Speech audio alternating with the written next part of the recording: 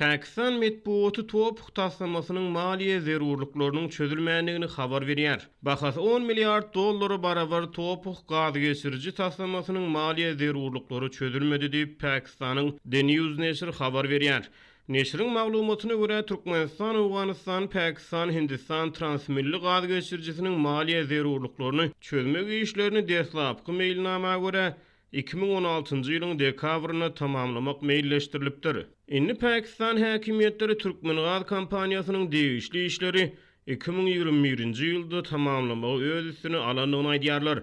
Şonuň üçin deslapky meýilnamага görä 2020-nji ýylda işe girizilmegi meýilleşdirilen taslama 2023-nji ýylda işläp başlar diýip The News neşri Pakistanyň ýokary derejeli häkimiýet wekillerine salgylanyp habar berýär. Mundan ozal taslamanyň öz şäginden geçýän böleginiň gurulşynyň tamamlanyny aýdan Türkmen hökümeti 29-njy maýda geçirilen ministrler kabinetiniň mejlisinde ýene bir gezek onuň Türkmen şägine kewşirlenen turbolary oturtmak işleriniň dowam edýändigini aýtdy.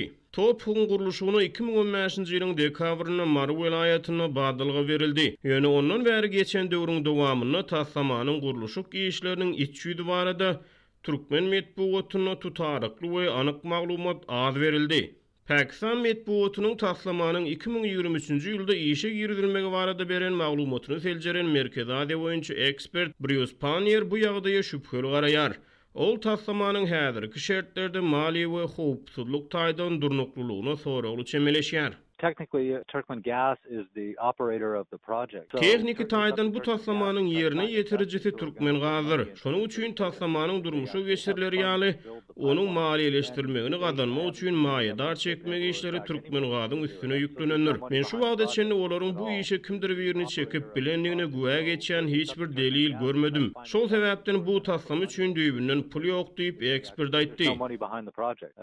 Taslamany ýerine ýetirýän Tapi Pipeline Company Limited kompaniýasyna Türkmenistanyň Türkmengaz döwlet konserni ýol başçylyk edýär. Who is going to be able to build this pipeline across Afghanistan and the Häzirki şertlerde bu turbu geçirjini Awganistanyň çäginden çekmäge kimin gurubu çatar diýip ekspert soraýar. Can't guarantee security for this. You're going to have to allot a Munyň howpsuzlygyny kepil geçip bolmaýar. Onuň gurulşynyň howpsuzlygyny üpjün etmek üçin epesli howpsuzlyk işgär gerek. Gurulşyk tamamlanan ýagdaýynda da oňa howp awramajakdygyny güwa geçmek kyn.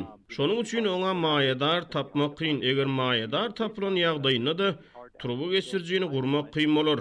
Eger gurulan ýagdaýynda da Awganistanyň häzirki şertler sebäpli gaz geçirjiniň üstü bilen gazyň bökdönüşsiz Pakistana çenli iýerilmegini kepil geçmek kyn bolar diýip Panier düşündirdi.